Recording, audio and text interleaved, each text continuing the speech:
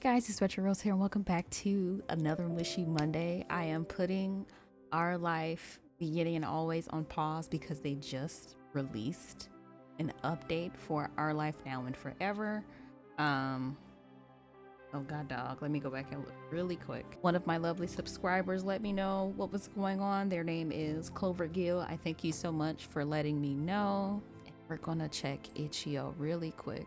So the new additions are step 1 moment fancy fun, remaining step 2 prologue scenes, step 2 moment assistance, revamping of the tutorial, and choice tracking system star icon will appear next to your choice options you've made in prior playthroughs. So I am excited to actually, this is probably going to be a very long video. I'm going to start from the beginning so we can see everything up until the new point, since this is the newest version. But I'm so happy to finally be back on Our Life Now and Forever. So let's get started.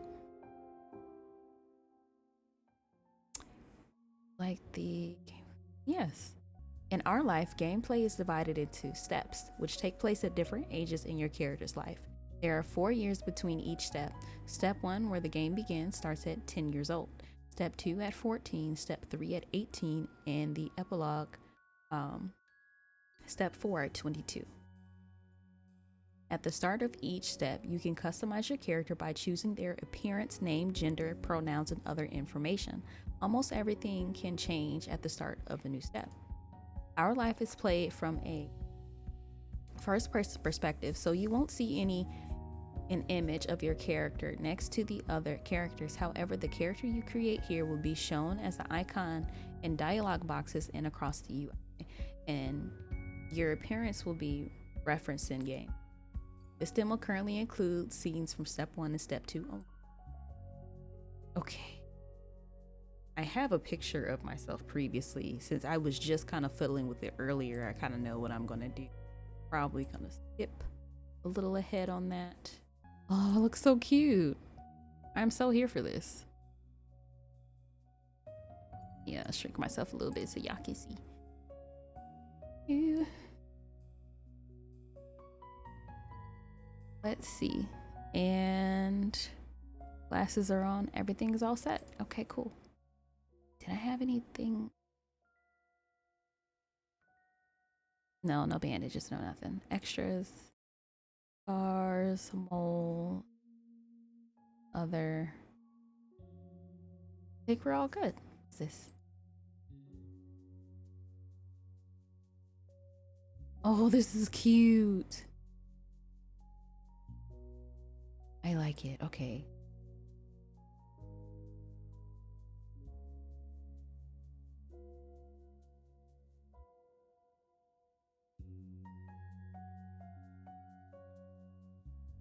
Oh, that's so cute.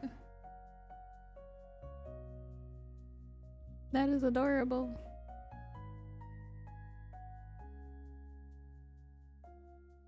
Oh. Oh, that's cool.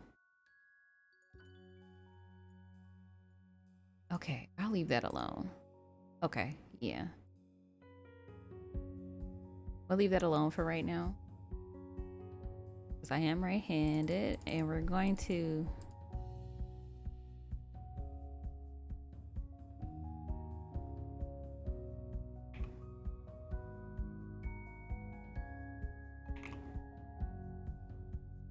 Oh, this is so cool to go through again. Like I don't think you guys understand how much I've missed this. The medium. Like, is she, her, they, them?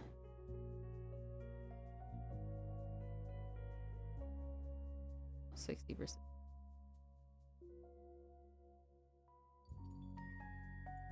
This. Oh my god. Okay, your character's parent. In Our Life Now and Forever, your character has a biological mother. She has 3 hair textures and 6 skin tones and can look as similar or as different from your character as you like. While her hair and skin will remain consistent throughout the rest of the game, you can choose a new title or name for her at the beginning of each step. You can also set your hair and eye colors to match hers. using a special tint from the color palette when adjusting your hair or eye color. Matching your hair or eye color may be acknowledged in game that time. Oh, that's so cool. Okay. I do call her Ma.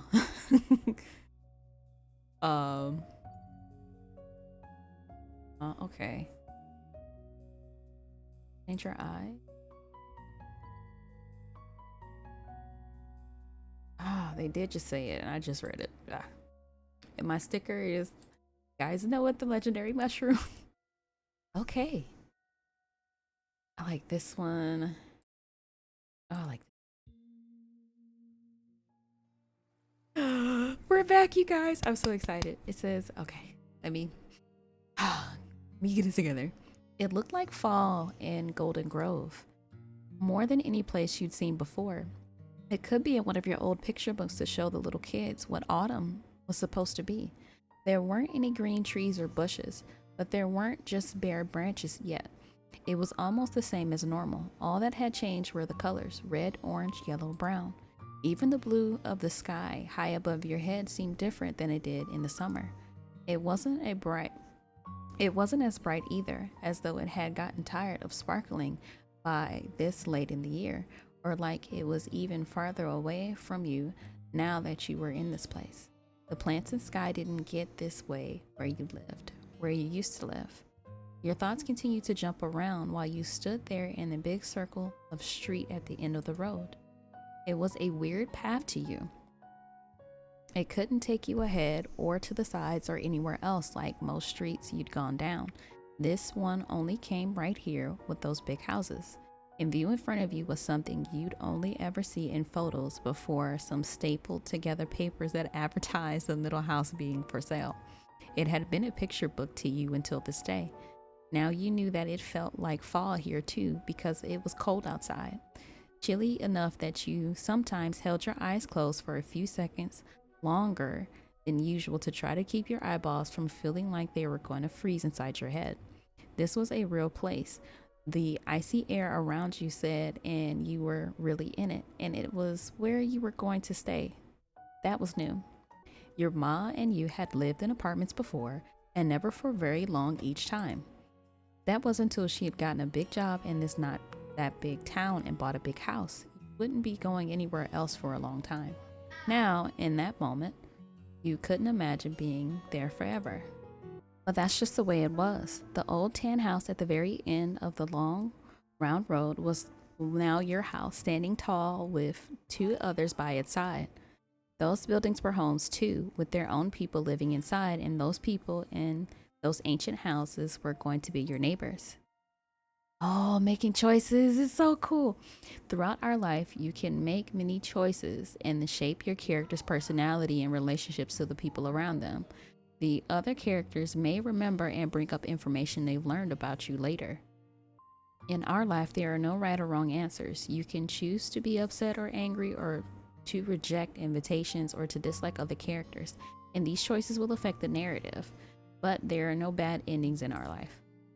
Your opinions and overall personality can shift over time as well, so you can choose to play as someone who is closed off at 10 years old but opens up as they get older, or vice versa. Their story is yours to tell.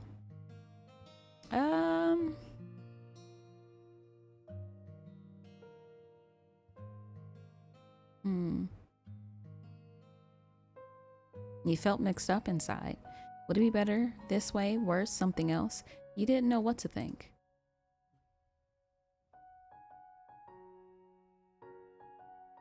At least your mom was still with you. You'd go through the bad stuff together. Rose, come on over and take a look. Oh, that was your mom's voice. You hadn't noticed she had gotten so far. That was enough to bring you comfort. You made yourself move forward towards the unknown in order to reunite with her. Off the cul-de-sac road and cut across lines of grass and sidewalk, you reached the picket fence your ma had called from. The gate was unlocked. Unlike the other houses, in front of yours was tiny, gray stone walkway that led up to a couple of steps, and those steps led to the door. You dragged your feet along the rocks and dirt.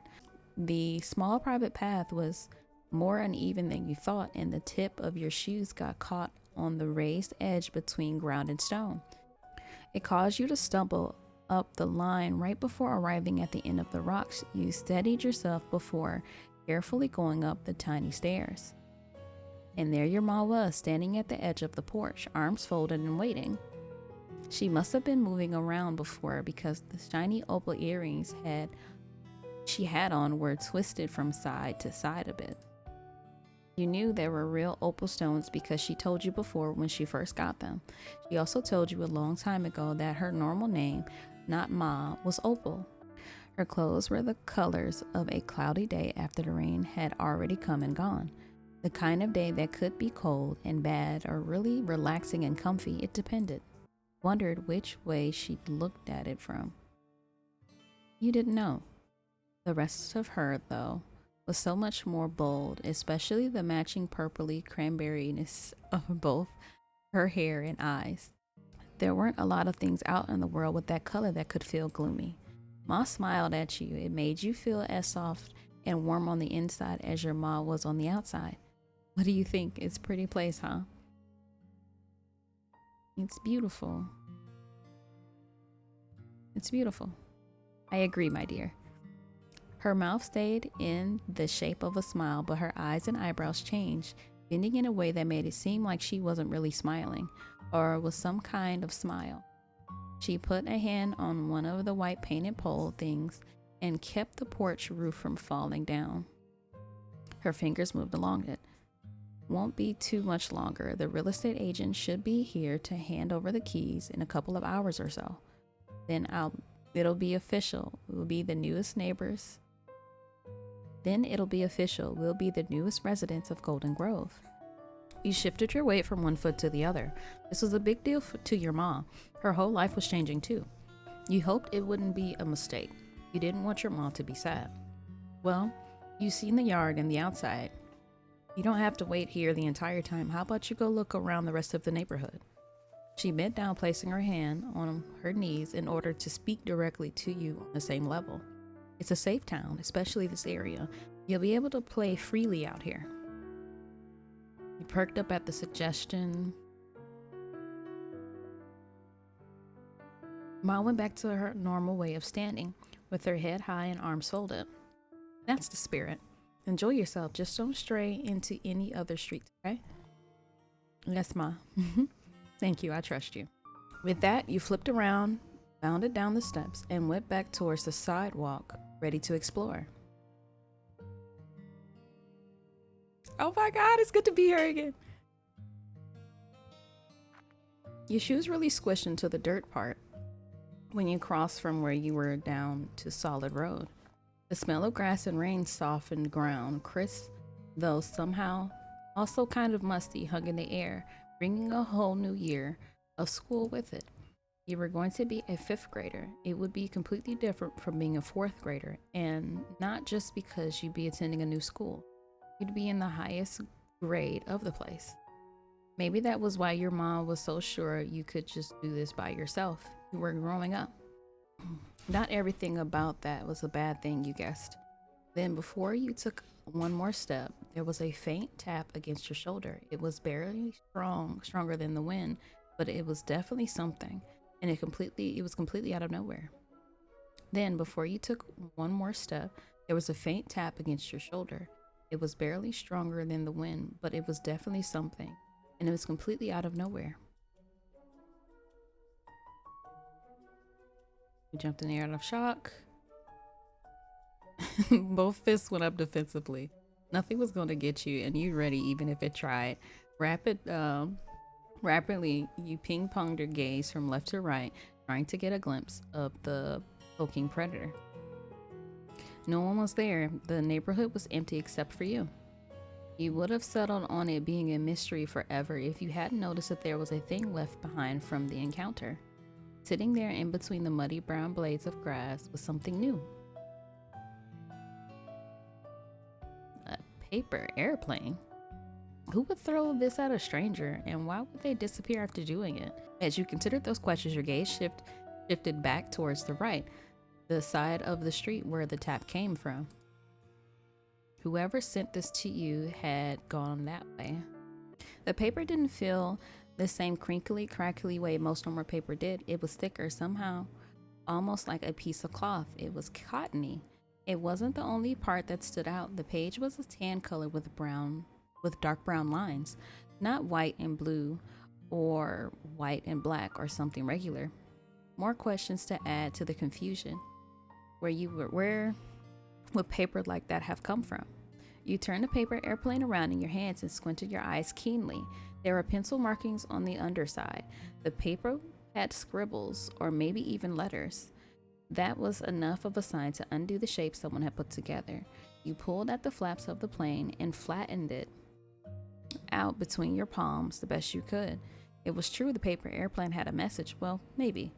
There were some words on it, but not a lot, and they were on different lines from each other. You read over each tiny part from the top to the bottom. Hello, go out, hide out, and then in the bottom corner was Rose Smith, your name. It had been addressed to you personally. There were no mistakes that you were the one that's meant to get the plane. You scrunched up your face. A person wrote stuff on a piece of paper, turned it into a paper airplane, and threw it at another person, and the message they sent was that?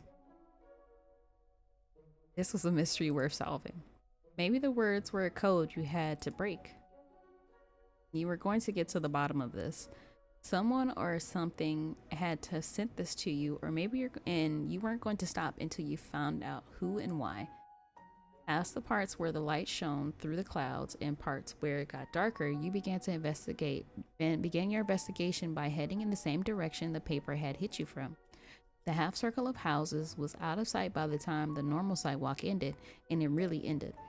Instead of connecting to another street with houses or stores, there was a car road behind you and a bunch of trees and plain ground in front. Going down the road, you would have to bring you to the rest of the town eventually, but you were sure that it would be straying too far, like Ma had warned against. That was okay. You had other options. Bending in between the dark trunk and the bright leaves were two lines stamped out through the grass. They went in opposite directions. It was a crossroads. One led more towards where the neighborhood was, but back further, right on the edge of where the forest started.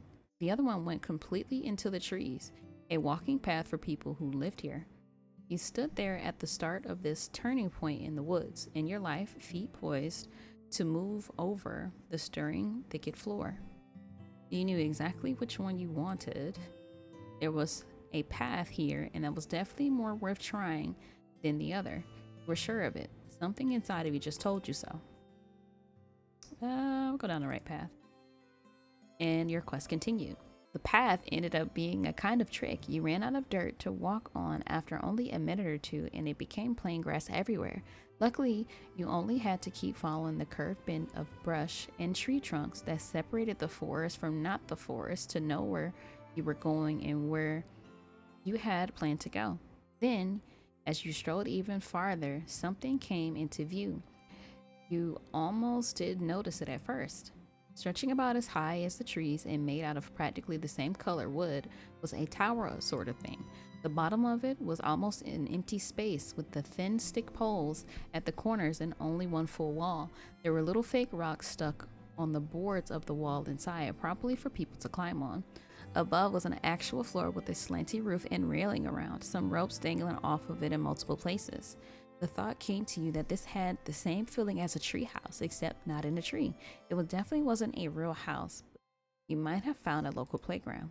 Curiously, you moved closer until you were right in front, and that's when you came to the shocking realization that there was something up in there at the top. I squinted to try seeing more clearly. Your neck bent back so far, your head might fall off. You could make out a lumpy pile. You shout out, "Hey, is something there?" Then sudden sound of clankering ruckus from inside the fort made you flinch in place. It was a scrambling, thudding noise that you knew came from movement. The lump stopped being just a lump. It shot up, bent right over the railing, peered down, and saw you. It's so good to see you. It's so good to see Lynn. It was a kid.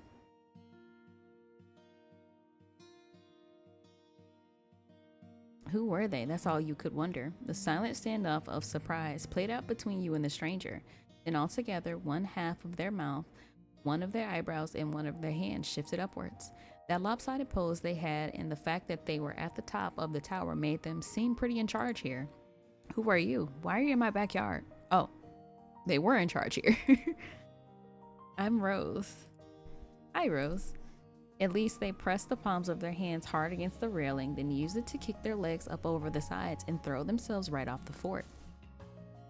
There was a powerful crunch and a gust of air when the person hit the ground just a little to the side of where you were.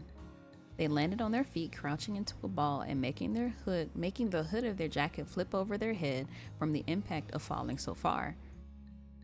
The person stayed like that for long enough that the leaves they stirred up settled quietly onto the grass again. Then the kids straightened themselves out with more poise than you could have expected. Squared shoulders, chin up, with one hand they pushed the hood down over their back again. They were confident and knew how to show it. That's that. That seems dangerous. Nah, it makes your feet sting and kind of tingly for a second, but you get used to it. You'd have to fall in a completely weird way for it to hurt for real. They took hold of the open side of their jacket and flapped them out, shaking off bits of sticks and whatever other stuff that got on it when they collided with the dirt.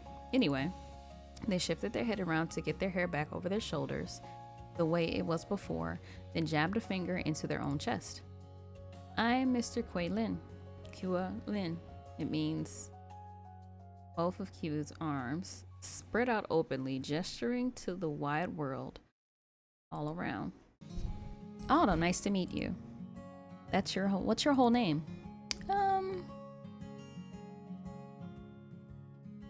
I'm Miss Rose Smith. That was perfect, Miss Rose Smith. Oh, but people should call me Rose. Only my mom uses my name. Cool. I've got a nickname too. It's Autumn. Because like I said, that's what my name means. You can use it if you wanna. Alright. Wait. Also, how old are you? You seem pretty similar to me. I'm 10. Autumn slapped his gloveless hands against the front of his chest to show how taken aback he was. Whoa, so am I. Nobody else close by was exactly 10 before, but now there's you. And you're gonna grow up someday. And I'm gonna grow up too, but that's never gonna stop us from being the same age. Cool. Yeah, this is great. More 10-year-olds, the better than less. But the talk you were having ended with a clear clap from Lin.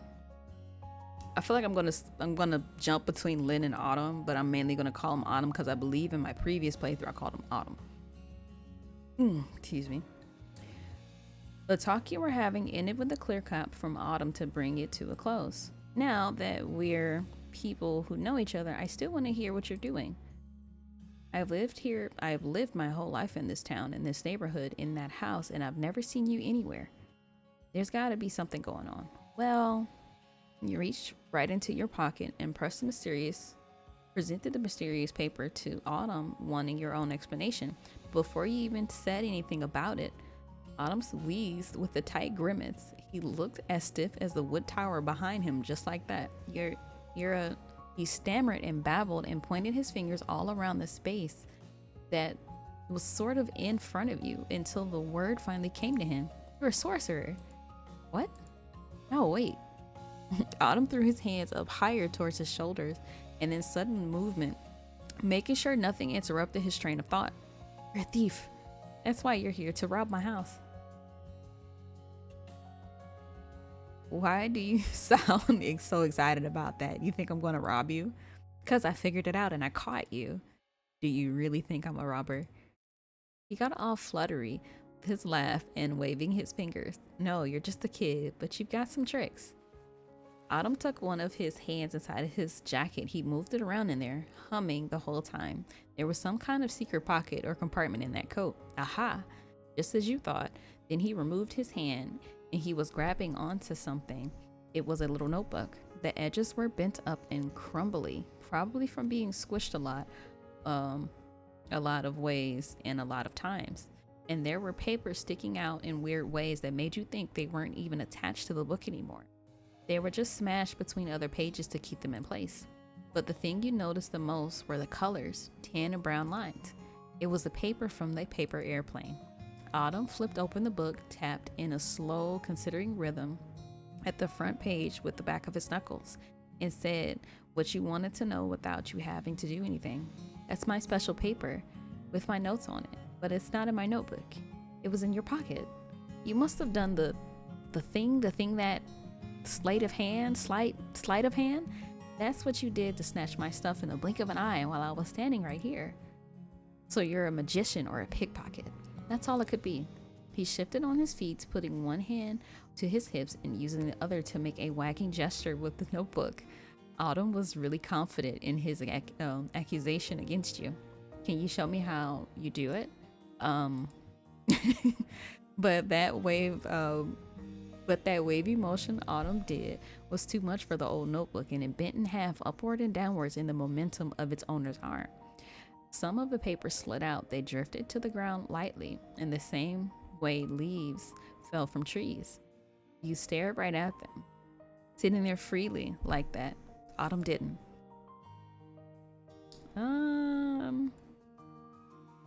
Maybe you just dropped a paper and someone picked it up? Nah, I never lose things. He said it proudly, still not paying attention to the papers cluttered around his feet. They were pretty much just waiting to blow away in the wind at that point. He bashfully pointed down. Autumn's eyes widened. He lifted his notebook over his head and twisted his feet outwards more to fully clear his view of the grass below. Finally, he spotted the missing pages. Whoa, thanks. In the middle of talking, he dropped to his knees and to scoop up the loose papers. It only took a second for each one to be gathered.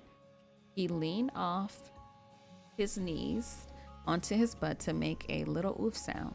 From there, he got his feet against the ground while pushing up with his hands still clutching the paper so he could stand up again. With that successful rescue mission done, Autumn delicately flipped through the notebook, inserting the loose paper along the way between different pages. He went all the way to the end. Then Autumn's complete book was pressed shut once more. Hey, that really helped, Rose. A beaming smile directed right into your face, right? A beaming smile directed right into your face almost had you covering your eyes, but before that happened, he looked away. Autumn twisted to the side to better rummage inside of the hidden pocket of his jacket. He made super sure that the entire stack of paper made it back safely.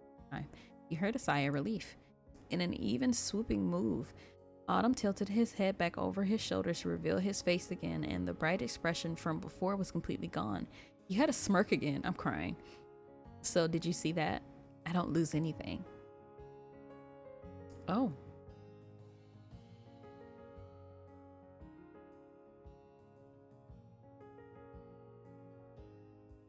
He broke into laughter. That was not at all how you expected him to reply, but it was amazing. You had to slouch forward to hold your stomach because it was that funny.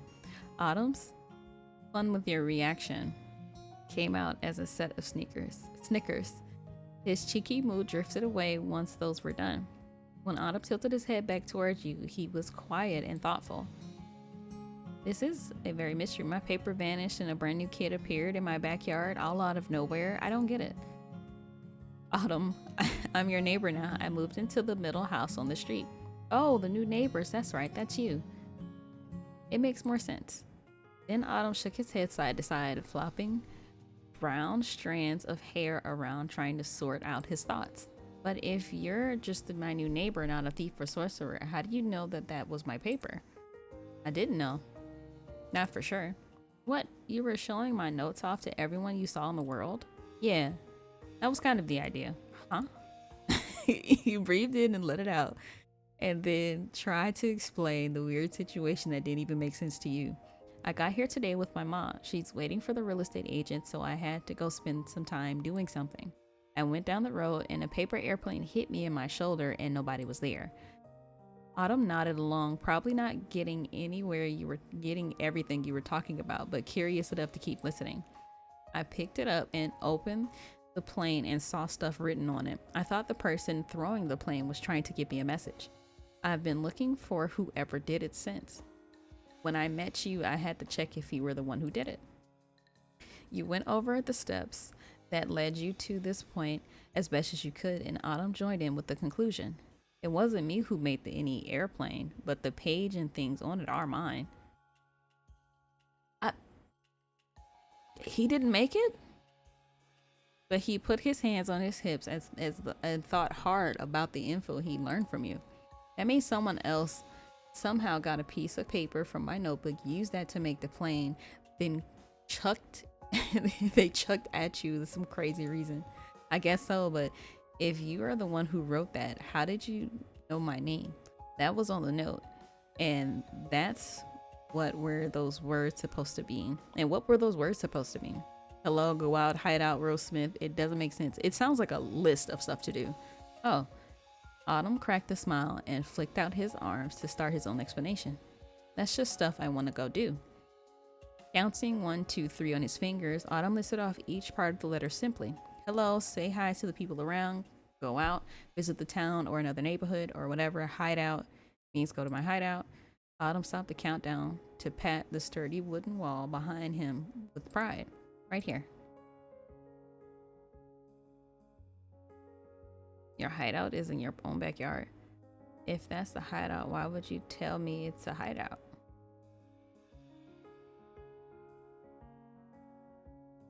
Your hideout is in your backyard. Where else would it be? Anywhere but there. Nah, I live here. Ah, right, yeah, your name being there. My mom and dad told me. They talked about how people were moving in next door and how there was going to be a kid my age and that her name was Rose Smith. It was cool to me, so I wrote it down. That way I wouldn't forget. And I even took out and read that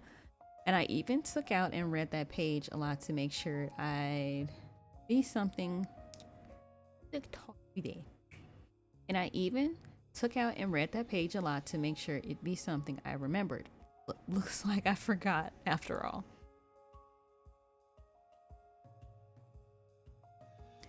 I don't know why you're confident when you're getting everything.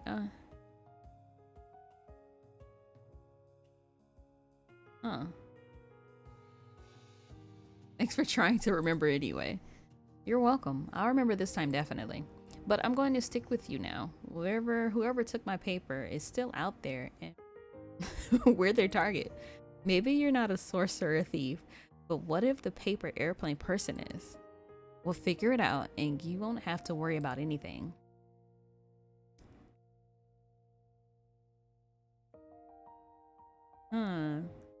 Thanks. I would have been scared to go alone. Super. We have a plan? You stood up tall, accepting your now partner on this trip, and laid out the next part. Yeah, I know which way we should go now. We have to go back to the spot in the forest with 2 dirt paths. I know that place. Right nearby, let's do this. And so you started to walk along the autumn tree line. Now, with your new partner in the adventure. Autumn came alongside you with bold, certain steps, and you were going to find that paper plane person. Soon as you reached the head of the path, you were at a crossroads once more, but you brought back knowledge and this new boy with you. All right, we did that one. Is where you were, down there, just the car road. You stood by Autumn, gesturing around animatedly with both hands. You didn't know if that helped him understand better, but you couldn't. You stood by Autumn, gesturing around animatedly with both hands. You didn't know if that helped him understand better, but you couldn't keep still. But there's that way over there on the other side. You bent your knees, stretching out both arms, pointing across the forked passage to where the second dirt imprint was. Autumn couldn't possibly miss it with your direction. With a tilt of his head, Autumn grinned in agreement. That makes sense to me. The decision easily made, yours and his crunching footsteps started up against in unison. And still your quest continued. Once you went through the foresty path, you had truly entered the wild woods. Nothing else surrounded you any longer. Nature spread across the land with a narrow dirt line and fence being the only sign anyone had walked in the spot before you. People were only visitors here. Golden and red leaves gently rustled against each other in thick clumps, with each tree's branch flowing into the others nearby. It was enough to keep the sky and sun almost completely. The sun out. Okay. It was enough to keep the sky and sun out almost completely, but the leaves burned bright with the light basking over them from above. The foot made passage continued to twist around upper high into mountainside and farther than you could see. Curiosity was piqued. With your wide, wondrous gaze thrown every which way, you let yourself flow deeper to the thicket. Autumn watched your face. Your good mood was enough to rub off on him. I hang out in the neighborhood or other parts of town most of the time, but woods can be cool too. Really? Why don't you visit more often? It's right by your house. I lived here forever, every day, my whole life. Stuff always going on with people in the neighborhood and town. The forest is the same wherever you come back. Trees, bushes, some birds. It's kind of weird when you think about it. Besides, the plants look different when the seasons change. It's like time doesn't exist here. Casually, Autumn lifted up his hands from his sides, only to gesture them downward to the forest floor. And hey, this path we're walking on has always been here, even before I was born. He strode along, kicking a little piece of rock on the road and looking straight ahead. It's probably been around for as long as this place has been Golden Grove or longer. For a second, he was thinking so hard, the smile had almost always had went away. Something made him chuckle and he pointed over the side. But the fence is kind of new. I remember there just being the dirt when I was little, and that's the only thing that's ever gotten different out here. Wow. The quiet bubble that existed here in the forest, away from the town, popped from a sudden unnatural clatter. You stopped. It was a whooshing, thumping, and staring up the leaves, like something had crashed into them. When Autumn shared a look, both checking that the other heard it too. That wasn't me. And that wasn't you either. Yeah. You knew for sure that it wasn't the wind, and it had to have been an animal or a person. And it came from right over there. That thrilled Autumn. His voice shrunk into an eager whisper. Could be them. Mystery paper plane sender. Let's go before they get away. Decided to just take a peek. You crouched lower and snuck off the path. It was hard to keep your footing on the slanted untrimming. You crouched lower and snuck off the path. It was harder to keep your footing on the slanted, untrimmed ground. When you reached a really tree-cluttered spot, you grasped at the branches and pushed them aside in order to poke your head through. You moved them the same way you'd open up a set of curtains, but it was a lot harder to do. The tiniest branches couldn't take the bend and snap of the pressure, and you could feel the splintery ends of the plant scratching a little at your face and clothes. It wasn't as secretive of a check as you'd hoped it'd be. On the other side of the tree line was still the woods, but kind of an empty part. There was a lot of open ground with no trees or bushes growing and a ton of leaves that were gathered into piles. Past the clearing, the trees were back and even more closely pressed together than they were by the path. It was a mystery. There was nowhere easy to go and nothing seemed out of place to you until... Aww. Hello. There was a shout and a new whirlwind of leaves rushing through the air. Underneath one of the piles was another kid. They had sparkly... I love her hair. That was the prettiest person you'd ever seen. You couldn't hold the leaning forward position any longer and stumbled forward completely into the open area. You stared at them. You stared at them and they looked right back at you as everything they'd thrown in the air gently drifted back down. Hi. I got the stranger giggling. Autumn folded his arms across his chest. He blinked slowly and thoughtfully. He usually had plenty to say, but in that moment, he was left a little stumped as one of the actual stumps in the forest. Wait here. The jumping jack kid hopped again, but this time it was to get off the ground. They dashed to the opposite edge of the open space, leaves scattering behind them, dropping out of their clothes and being kicked up by the steps. You were already wondering what was going to happen next. Watching them go, Autumn finally found some words. That's another person I've never seen before today. He twisted around so the top of him was angled more towards you. He brought one of his hands to the side of his mouth and held the other close to his chest, pointing subtly in the direction of the stranger went. Rose, do you know the Sleeve Kid? No. Yeah, I didn't think so. Autumn's arms fell back down like limp noodles, and he had never took his eyes off the other person. He was definitely curious. From behind one of the tall crooked trees, the kid began throwing sticks and other plants pieces around. They were uncovering a hidden treasure, a big brown bag. They had to use both hands to lift the pouch and get it over their head. The thick strap pulled tight under the strand of the weight attached to it. The line of their mouth looked just as strained. The stranger puffed when they released the bag from their fingers, letting it rest completely on their shoulder. You heard stuff bumping around inside from your position way over here. It was really fully packed. But it didn't slow that kid down. They ran back at full speed to meet you where you were. When they were in front of your face, they gave a wave and asked a question. Oh, wow. Does your hair have two colors? You suddenly had a stranger tilting their head all the way to the side to try to get a better look at your hair.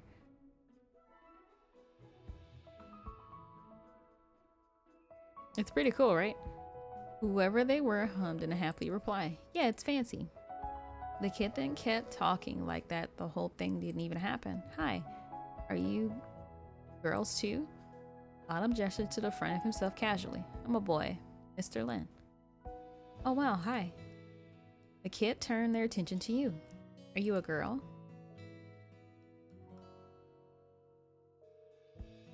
He nodded. She sung her own praise in a chiming tone. Both girls, both girls. And all of a sudden, a leafy girl seemed to remember to introduce herself the way most people do. Tamarack. Ah, tamarack, that's a tree. Yes, you're right. A tamarack is a kind of tree and I like it a lot. Autumn grinned widely at her enthusiastic introduction. It fits you. What's your last name? Bayman. Cool. Miss Tamarack Bayman. You know, my name means autumn. That's amazing. It's a match too. How do you people know how to do that? I think we're just lucky. Lots of kids don't have the right ones. Yeah. So what's your name? The girl you now knew as Tamarack sent questions your way since Autumn already gave his out. I'm Rose. Wow, hi Rose. She greeted you with a finger spread wave of her hands, as sweetly as if you'd always known each other, and she'd done it 100 times. Do you think yours fits too, your name? Yes.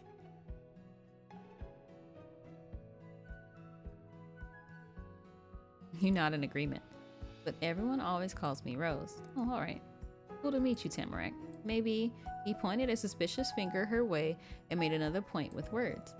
There was only one house for sale anywhere near the neighborhood. Rose lives there now. Where do you come from? Unless you're Rose's mom, I'm crying at Autumn. This is so funny. Tamarack was completely tickled by the idea. Giggling and covering her mouth with her hand, she did a good job at stopping any of the laughter from getting out. No, I'm not a mom. I moved in with my Omi and Opa. You're living with your grandparents? I've heard that before. Omi and Opa mean grandma and grandpa. Yep. I've never heard of that. Is it another language? Uh-huh. It's German. They're German. Cool. You two know a lot. There's a granny who lives there and a guy that's her husband. That's your Omi and Opa? I think so, probably. Omi was really long hair. Opa has short hair and some of it is on his face. Yeah. Autumn nodded his head up and down with great understanding. Granny and him have a kid now, huh? Wow.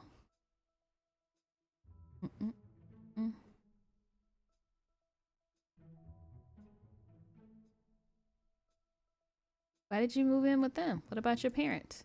Oh, they're busy and not at home. I wouldn't go to school. I won't go to school or do anything else if I stay there. So I'm gonna live with my Omi and Opa right now. Okay. But her explanation wasn't finished just yet. And I'm busy too. You are? Yeah. I've been here 5 days and it's really good. There's so much out here. I probably won't be finished for a long time. For a long, long time. Months maybe. The loudness of Autumn's voice shot up. He was shocked and confused. 5 days? It's almost like a week and I've never even seen you. Where have you been this whole time? Like I said so before, I've been here. Rag used one of her foot to push against the ground and the other to stand upright and spun around in one place. I play in the forest every day. After getting the answer, he went to normal volume again but kept frowning.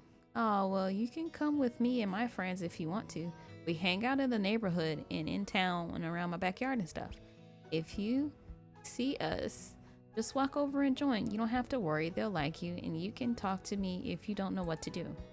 She only shrugged and the shoulder without the bag strap went up higher. Maybe. There wasn't a lot of interest in Autumn's offer. He finally grinned again and watched Tamarack with a little head tilt. You're like your Opa, huh? No one ever really sees him around either, even though he's lived here for millions of years. Tamarack squished her cheeks between her fingers, delighted. He likes his office a whole lot. This is my very first day in Golden Grove. Wow, that's barely different at all. We're in a match. She frowned her extra short eyebrows as much as she could as a new idea came to her. Hey, we're both girls and he's not. But are any of us the same age? I'm 10. You're 10, so are we. Hooray, same age forever. Happily, Tamarack held onto the orange strap of her big bag and bounced up and down in place. You decided that this was the perfect time to talk to her about everything that had happened. The paper might have been Autumn's, but it was possible that she was the one who sent it to you.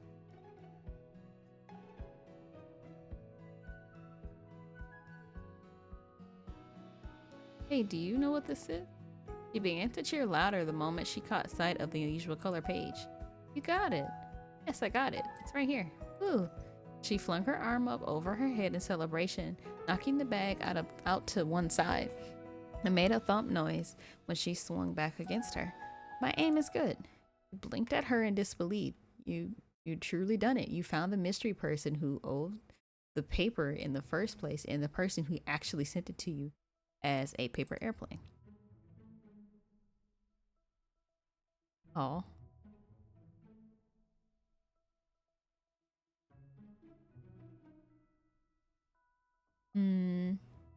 She was cute, you thought. But you weren't the one who had a reaction to the results. Alright, nice, Rose. The wide eyes and Autumn's cheers to Tamarack excitedly looking between you and him, not knowing that the celebration was what the celebration was about, but wanting to join. Yes, it is. Your throw is perfect. Thanks. And yeah, for Trash doing something nice. Trash? He brought both his hands to his face and pressed his fingertips into his cheeks with great drama. You've got that right. It's garbage. Yeah, I found it on the ground in the forest. That's littering. With the wrinkled brows, Autumn shifted his hands more to the side so he could instead tug at the front strands of his hair, pull them out fully straight. I don't know how it's possible. You wouldn't maybe be a sorcerer or a thief, would you, Tamarack? No. Too bad.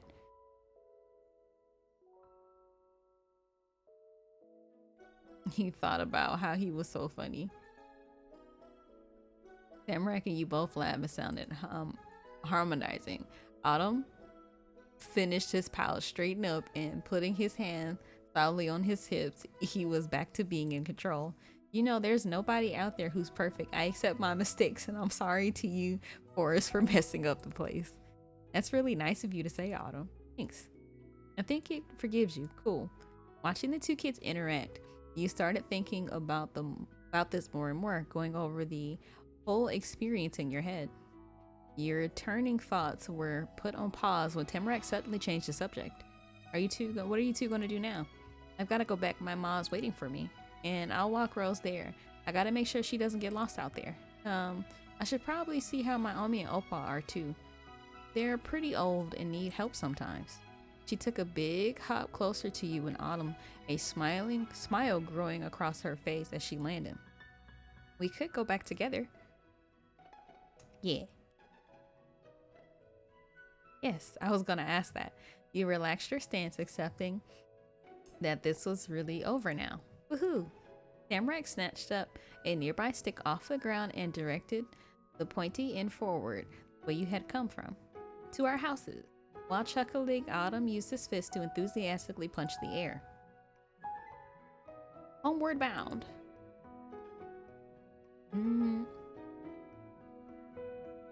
We're going back successful people. Yeah. Oh, we're victorious. I like flew past that. I'm so sorry, y'all. And soon you started to walk through the brown fall bush to get to the neighborhood again, but you weren't going to be alone there.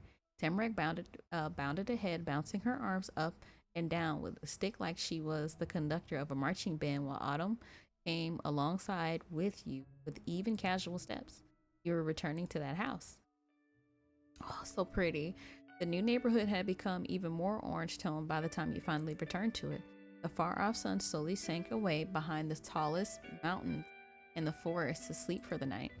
Your shadows grew larger, pulled away from your bodies to reach out into the streets ahead.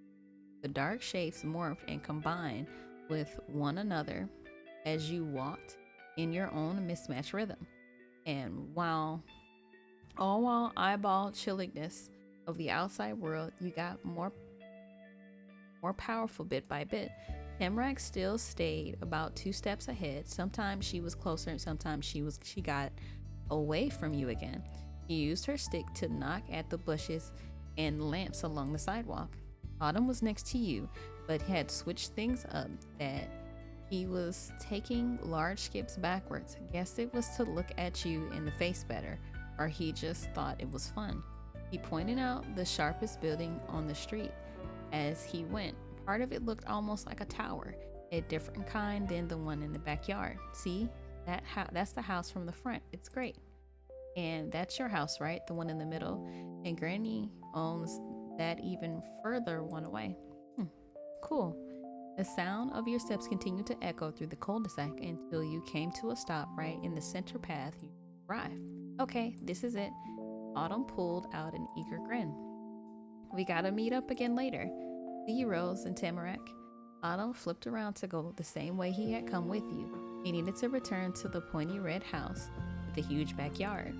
He didn't drop any papers this time. Okay, bye-bye. Tamarack put both her hands up in front of her chest and waved them around. I'm going home too. Tamarack spun in place before dashing further along the sidewalk to the sloped gray house on the other end of the neighborhood. Her bag clunked and jingled at her side the whole way there. He waited there in front of the house in the dimming evening light, watching the 2 other kids go to their homes right on the same street. See you later.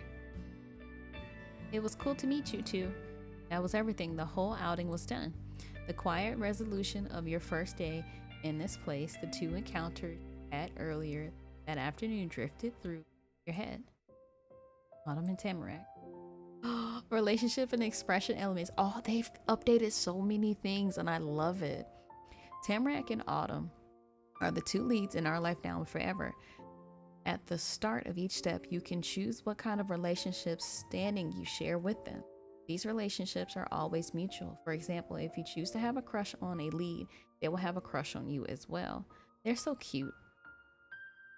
Your relationship can grow closer during special moments in each step, and you can grow closer or more distant between steps. If you begin dating a lead, however, you won't be able to break up with them.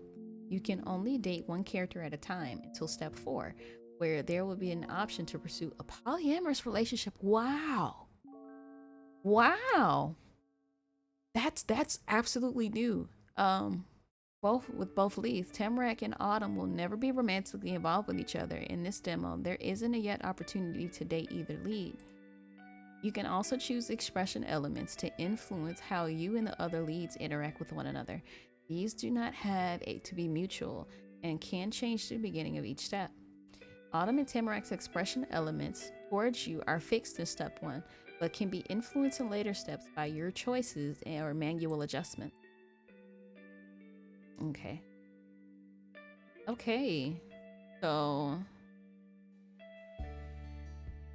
I want to say easing and teamwork brushes. Done. Admiring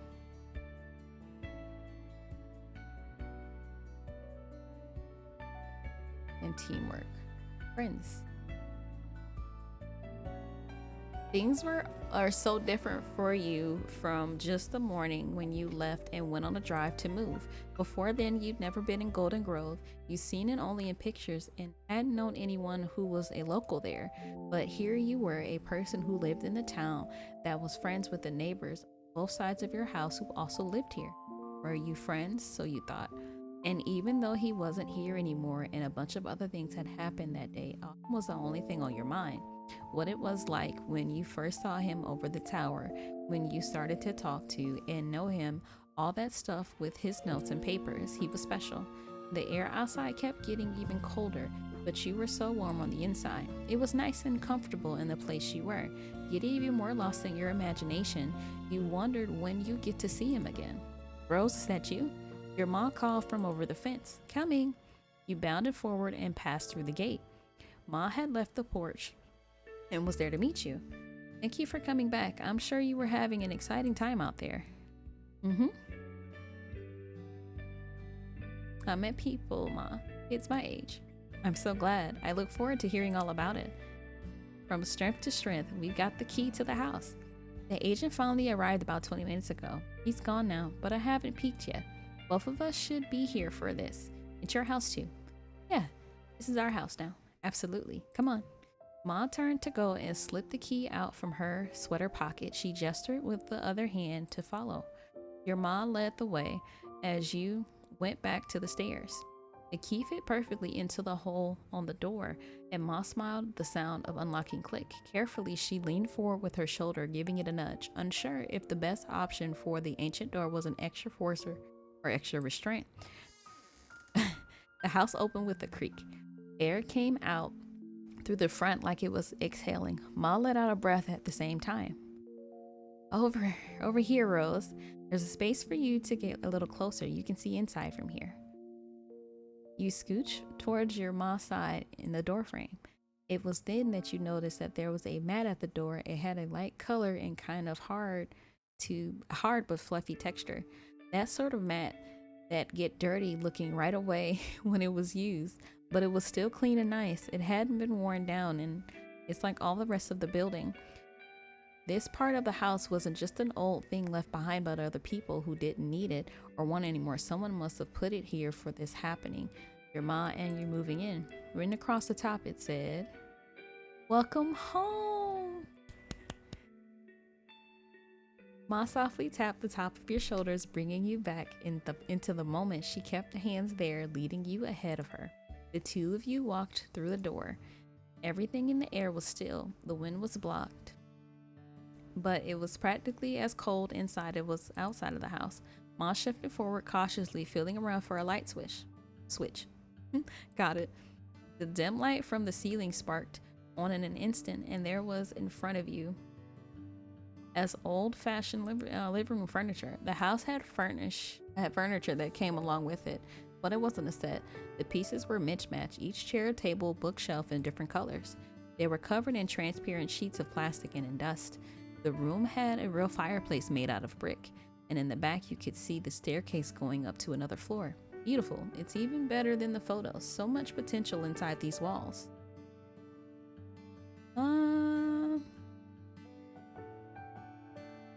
The house looks so haunted. Awesome. It just had that look. Where else would ghosts live but right here? Your ma touched the tips of her fingers to the mute blue paint next to her. We'll have to clean as much as we can to make it livable before bed. It'll be a long night.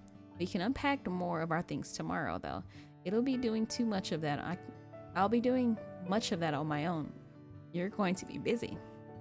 Oh, excuse me. Ma increased the pitch of her voice, squinting her eye sweetly. After all, it's the first day of 5th grade. Oh. You threw your hands up in the air for excitement. She chuckled gently while watching you. We got here just in time, huh? Her eyes drifted closed, and there was a crease in her brows.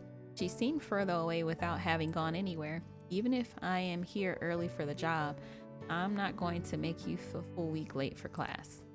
Being new to a town like this is already going to make you a point of attention. You couldn't tell if she thought that was a good thing or a bad thing by her tone, but Ma didn't say any more about that. She lifted her circle scarf around her head, careful not to let it catch on her earrings, and left it on top of her suitcase. So, want to see upstairs? Yeah. The second floor was more of the same. Lonely, sealed away rooms with furniture nobody had been using for ages that were covered by plastic sheets and lots of dust. You could see the footprints your ma left behind in the grime as she wandered the halls with wide, amazed eyes. After checking the state of the house, Ma made the decision to leave the furniture in its protection until after the sweep was finished. There were too many dust bunnies that might jump over to make a seat on your couches if the spot was available. I hope I can remember where I put the dustpan. The broom itself shouldn't be hard to find. You returned to the living room after Ma got her trusty pair of crafting scissors out of her suitcase. She put her scarf inside it and taking the scissors out. Ma then went through some of the taped up boxes like it was her birthday, and each one was shiny, unopened presents with a ribbon on top, but her gifts was just stuff she already owned.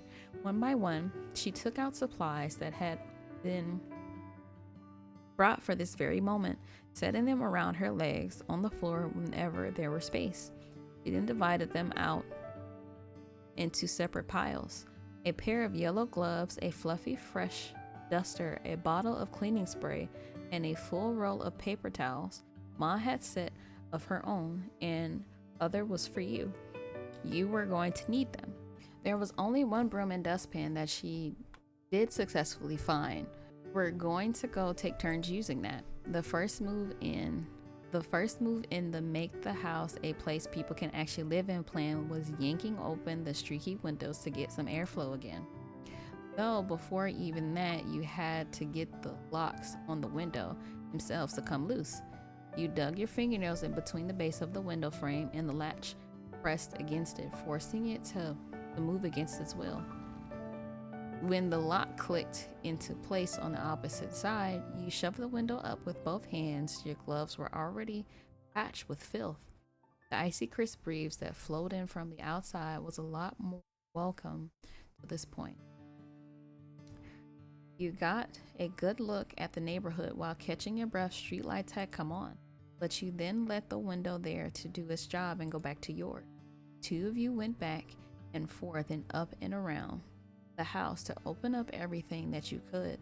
Some windows were jammed in place so tight that you had to leave it alone for your mom to get it later.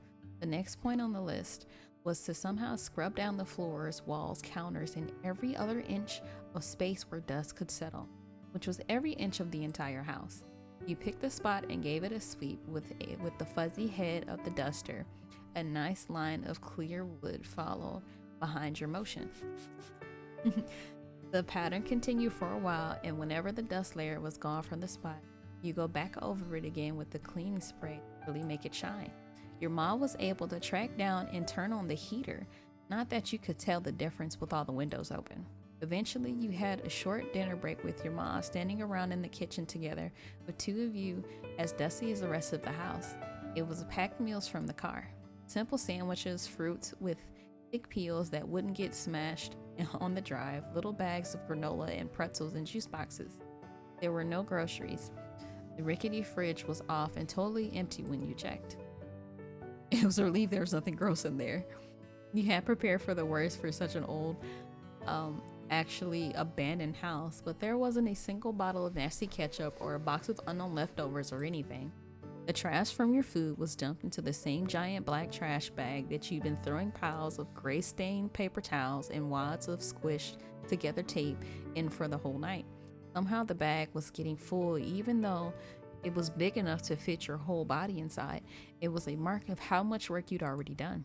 Looking at just the house made you think you hadn't even gotten started. The only way to change that was to keep going. Your mom talked about when encouraging herself to clean again after dinner. You and your mom polished up the house as best as you could, even for even more hours. But your usual bedtime arrived. Mom put the duster and the scissors down. She wasn't going to have you stay up late, no matter how excited she was to unpack. She guided you to the first floor bathroom. The one of the second floor was too dirty to use, plucking her overnight bag on the counter along the way. Your mom explained how she'd do a round throughout the house to close the windows and keep busy until the bathroom was free and let you get ready to sleep. Inside the bag was a little baby-sized versions of normal toothpaste, mouthwash, containers, and simple toothbrushes. Ooh, itchy nose. All you had for your pajamas that night was a green long sleeve shirt and matching pajamas. Got as clean as you possibly could with only using the sink. Trying to get the grimy feeling off of your skin wasn't easy, but took way longer than usual. But it was critical. Well, you took your glasses off for bed. Then you changed into your PJs and let your ma have her turn. While she was away, oh, figurine, doll, blanket, pillow, stuffed animal. It wasn't something you couldn't sleep without. The furniture was still plastic wrapped, so you couldn't crouch down and sit on the rug. Okay, wait, what?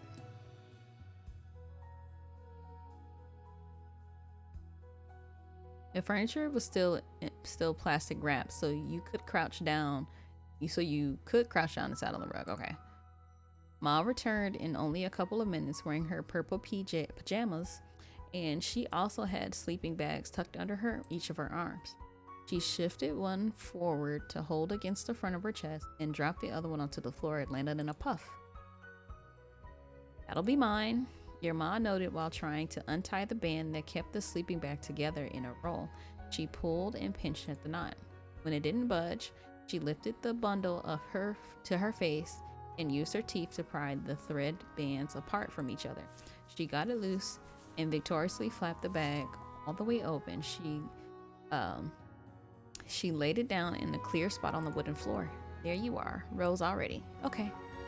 You used your feet and rocked back and forth to move across the antique rug, scooting towards the sleeping bag without getting off the ground. Ma chatted casually while spreading out her own bag nearby. We'll need to get some wood so we can actually use the fireplace on nights like this.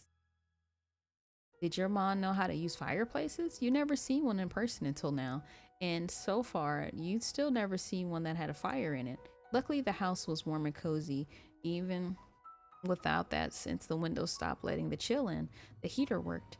That was sort of a surprise to you. Ma settled down in the center of a temporary bed.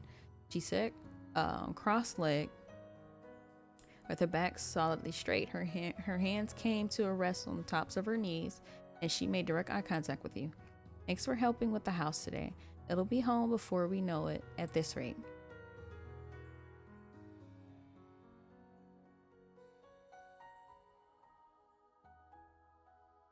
You stretch your arms out, happy with the job well done. She slouched her shoulders, easing away some of the stiffness. Ma, can I tell you about what happened today? I would love that, dear. With your mom's encouragement, you began to narrate the entire story of the paper plane adventure, from the moment it hit to the way it led you down the forest crossroads, meeting Autumn on his tower and with his notebook full of loose papers, then finding Tamarack in her leaf pile and all her surprises. Mom listened with her whole self, leaning forward and grinning wider with each new turn you revealed. You wrapped it up by explaining how you returned to the neighborhood with Autumn and Tamarack after everything had been discovered. What a way to spend an afternoon. I'm proud of you. You're a bona fide detective. I had no idea you gotten into so much of a winding journey. You kicked your legs up and down on your sleeping bag, very pleased with her reaction. It was a fun story to tell. Somehow the events of that day felt like they were a long time ago, or that they happened somewhere to someone else and you just heard about it. But it had been real. The paper plane hit your shoulders and you held the note in your hands.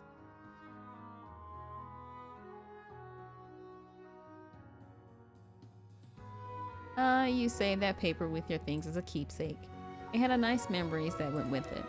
With your topic all done, Ma softly spoke up to share her own thoughts to you. It's odd imagining this entire building collecting dust for all this time, isn't it? No one wanted to live here. No renters, not the man who owned it, but it's a charming home. Yeah, it is. How did we get to have something like this? Ma pitched her lips together in consideration. Then she kept talking. There aren't a lot of opportunities out in these woods, I suppose. At my company, the retiring of the former HR manager was the first big position I've ever heard of in this area. And even that didn't open up for people already living in the town.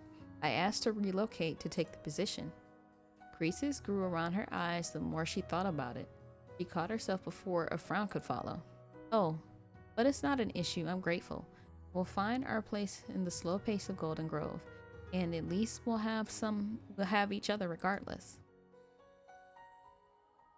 Yeah, you can count on me, Ma. Thank you, Rose.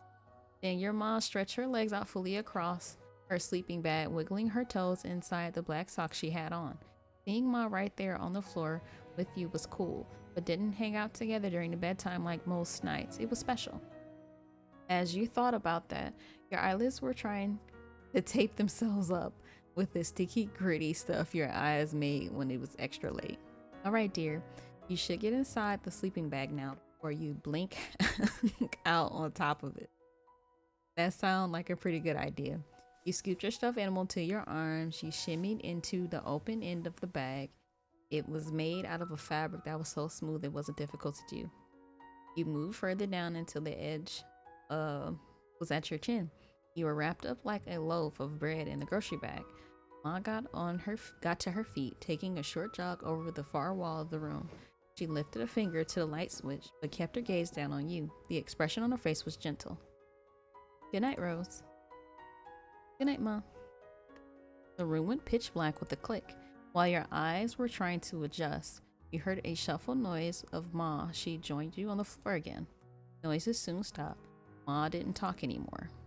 There weren't sounds of cars passing outside. There was a thumping in your ear, and you thought you might have heard a creak somewhere. The night sounds were a lot different than what you had experienced with. They were so quiet and distant, it made you notice them more than if they were clear. You'd have to get to know the sounds better. It was another part of the house's personality. You were okay with that. It was normal to need time to get familiar with each other. You pressed your eyes shut. In your head was the thought of first day of school. You fell into a comfy dream in what felt like an instant. It was the best kind of sleep, the type that was well earned after a good day.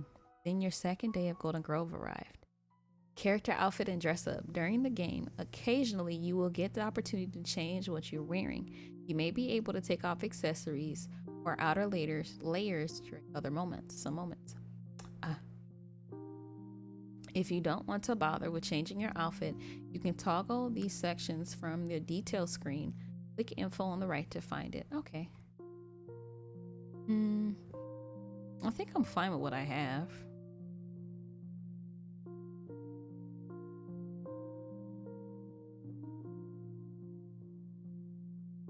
Yeah, I'm fine. But your second day had only just arrived. Only one corner of the world outside the window had any sunlight. The rest was all shadows. The lights in the house had been turned on for you to see your own hands. Your ma. I don't like getting up early. You find that. At least you got to rest a little more. The unpacking wouldn't be started again until a lot later. That's what your mom said when you were brushing your teeth. For now, you both only had what was already out. The food around to eat was still the same stuff from yesterday. It was what you had for breakfast already. And you can see your mom packing it into your brown paper bag for lunch too. That was the last of the preparation she had to do for your school. We're pretty sure your mom really wanted to be the one to get your supplies for the day together.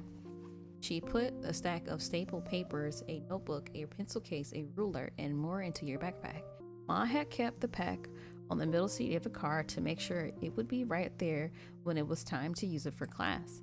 If it had gone missing, maybe you would have had to carry your school stuff in a cardboard box, the same way you had to bring everything else you own to this place in big boxes.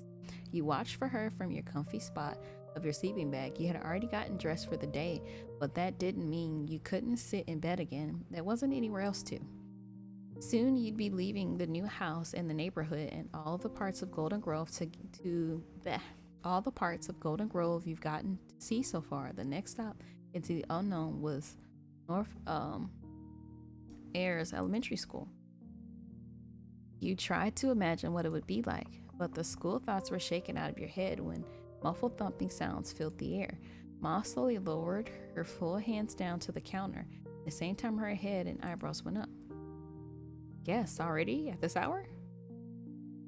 Your ma left your lunch bag incomplete on the tabletop and went to investigate the knocking. Got up to see too. You pressed your hand into your shiny stuffed bedding underneath you as you leaned on your feet to get off the floor. You're able to join Ma before she opened the door. She pushed the long handle down with a click and tugged the door forward. It squeaked open. Glanced ahead, squinting your eyes to adjust from the complete brightness inside of the pale dawn outside. Oh, standing tall on the welcome mat, seemingly totally at home at your home, was a new friend you had met the other day, Mr. Quinlan. Though he said he was also called Autumn. They were going to try to use nicknames sometimes. Autumn's fluffy hood was tucked snugly around his head. He didn't usually do that unless based on how much you knew was usual for him. Maybe it was because the air was somehow even more skin-prickling cold in the morning than it was during the day or evening.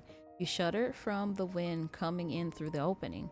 When he caught sight of you there, a twinkle grin took over his face. He popped on the balls of his feet, getting even taller and cheering a greeting. Good morning. Seeing who it was, you enthusiastically. Oh my God. Autumn laughed openly, completely pleased that you had come over to him. He mirrored your moves, so he was facing you instead of Ma. What are you doing here? What are you doing here? Asking curiously. I have plans. Autumn stayed put in the new place he took by angling his head up and over to give his focus to your Ma. I'm Mr. Quinlan, your neighbor and the same age as Miss Rose Smith. The two of us met yesterday. Ah, yes, I've heard. I've been anticipating getting to meet you. Those feelings were well placed. You're so polite. Autumn straightened out the line in his bandana with those hands, giggling cheekily as he made direct eye contact with you. Well, if somebody has been talking about me, I hope it was good stuff. Now I should introduce myself as well. I'm Mrs. Smith, Rose's mother. It's nice to meet you. May I speak with Rose, Mrs. Smith? There's something I wanted to talk to her about. Thoughtful, your mom glance drifted down to you. Without looking back at him, your mom replied, that would be fine. I'll finish getting your bag ready, Rose. You two can chat. Autumn clasped his hands together primly. Thank you very much. Ma let a content smile rest on her face as she walked back inside the house, leaving you alone with Autumn. You looked back at him eagerly. It was only the morning and something good was already happening. What did you want to say? Autumn didn't beat around the bush with you. He probably didn't with anyone. He came right out with what he had in mind. Want to walk to school together? It's the first day. He squared his shoulders and held out a hand, counting off points on his fingers. We're going to the same place, the same grade, and there's a good chance we'll even be in the same class. Going together would make everything so easy.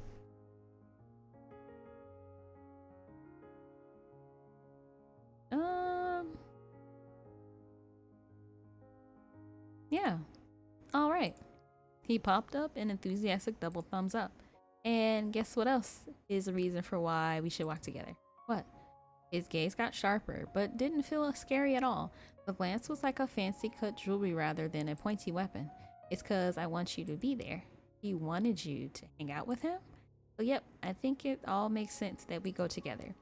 With his hands in his pockets, Autumn shifted the whole top of his body diagonally over one side. The tilt in his head really showed off the bend in his self-pleased smile. Oh, he flung an arm back out and arched fingers across the air in front of both of your faces. It might have been a top before you could stop anything. You kept himself from forgetting what else he wanted to talk about. And it wouldn't be just us. I'm going to keep down the cul-de-sac to Granny's house so I can ask Tamarack next. So that's it. What do you think about all three of us walking together? It's a good plan, right? I'll come. It's a shock that you have smart ideas. Yes, that does make sense. Great idea. I want to go. You swung your arms behind you and spoke out again. I'll get my backpack and tell Ma we're going. Cool, I'll wait here. You parted with Autumn for a second, but it didn't bother closing the door. The sound of her feet against the floor was the only noise in the house. You couldn't have snuck up on Ma if you tried. Each step you took brought you closer, and it made you smile. It made a smile on her face grow larger, but she didn't get distracted from her job. Her gaze stayed stuck on the counter. Ma placed one of the papers into your backpack and snapped plastic clamps on top of the flat clothes. With that secured, she promptly picked the bag up by the loop handle. She lowered herself down to your height and bent her knees low. Then she offered the backpack over to you. Exceptional timing, dear. Here, you're all set to go. It was nice and light, excuse me, when you took the pack from her. It wouldn't last. Soon you'll have actual school books to bring around with you. Man, I do not miss that. Those books were so heavy as a kid. What happened with your guest? Did he leave? He answered the question while looping another arm after the other one into the wide open openings of your backpack straps. He's still out there. Autumn wants me to walk to school with him. Can I go? She shifted a grip on her dangly ends of her arm bands and gave them a swift tug to tighten the straps, fully securing the bag against you. He came over to ask you that. Talk about convenient. The young Mr. Lin must know the way far better than I do. You certainly can walk together. That was exactly what she thought she'd say. You could count on her to understand. As she smiled, her face lit up softly like an early morning sunshine outside. Ma pitched the tip of her chin between her thumb and her pointer finger. Enjoy your first day. There's only one of them per year. She was right. This was your school year in a brand new town. Anything could happen for all you knew, and it was an adventure. You would be ready for it. Through the open door, you could see Autumn waiting patiently on the porch still. He turned his back to the house, instead looking around the neighborhood. You came to his side and caught his attention, but his gaze didn't go to yours. It was right to the backpack you had on. Autumn grinned hopefully. And tell Ma it's okay. He smacked his hands together enthusiastically. All right, time to go. You know, Rose, it's been forever since I got to walk to school with a friend. A teeny tiny yelp popped out of you, partially because what he had said and partially because your knees smacked together when he said it. He said you were friends. It only happened a second ago, but it replayed in your head and made your stomach feel fluttery. You were friends. Me too, Autumn. This is great. He grinned ear to ear. Autumn was full of certainty. Autumn easily swiveled all the way around on his heels. He firmly planted his feet onto the floorboards of the porch to close out his move. Then he confidently strode forward and leapt over the little steps to get onto the ground. Autumn had places to be, and nothing was going to stand in his way. Eagerly, you went along with him down the stone path, past the fence, and onto the neighboring sidewalk. It took less than 1 minute to go around the bendy curve of your neighborhood that led to the pointy, least colorful home on the street, Tamarack's house, also her Omi and Opa's house. Autumn and you wandered right into the uncharted territory of their porch. You pressed the doorbell button. It made a ding-a-ling sound until you took your hand off. Autumn brought his arms to his side, shook his head to readjust the way his hair fell around his shoulders, and positioned himself squarely in the center of the driveway. The old door began to jingle in its frame like it was shivering cold from being outside. It's early too. But someone was fiddling with the doorknob on the other side. Then the door swung wide open with a clattering yank and a gust of flowery perfume air coming out from deep inside the house. Still clasping the handle and leaning her head against the wood, Tamarack was there to greet you, and she had her bag and scarf on for the day already. Hello. Good morning, Tamarack.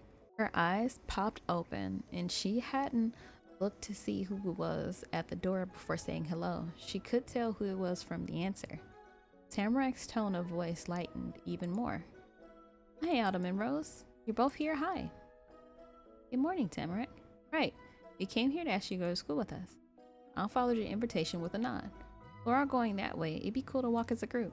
She blinked rapidly many times and all in a row. In the soft pink light, her eyelashes looked like shimmering dragonfly wings. Wow. Okay, I want to come. She twisted almost the whole way around, turning her back to you. You could just barely glimpse the darkened hallway beyond her. Tamarack then leaned over, bending her knees, and powerfully shouted into the depths of the gray house. I'm going to school now. Her loud, high-pitched call echoed through the hallway. Have a good day, young lady. Tamarack hopped forward. It was small, but it was all it looked to go from being in her house to being outside the world. She tugged the doorknob with her to slam the door shut. Actually, guys, I'm gonna go ahead and cut it here. Thank you for joining me on this long part of Our Life Now and Forever demo update. I'm probably gonna be doing longer parts, so I may do a double upload for Mushy Monday for this. I don't know yet, but we'll see, because I'm so excited just to get this out to you guys, because I've just been waiting for updates. But I hope that you like and subscribe and become a part of my Rose Garden so I can bring you more cool content like this. But without further ado, I'll catch you guys next time. Bye.